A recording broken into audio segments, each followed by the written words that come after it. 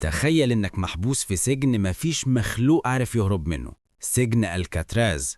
أول يوم الباب الحديد بيترزع، لازم تكتم نفسك، تراقد الأرض وعينك ما تغفلش عن الحراس.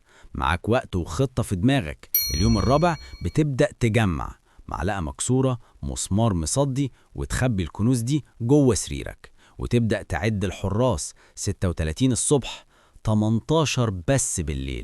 اليوم السابع اكتشفت السر: الرطوبة والملح خلوا الخرسانة ورا الهواية هشة جدا. بتحفر كل ليلة والتراب بتخبيه في جيوبك وترميه الصبح في الساحة. اليوم ال 12 بتعمل راس ورق وألوان تحطها على المخدة تخدع بيها الحراس، وتسرق بلط وإبرة تخيط بيهم قارب نجاة.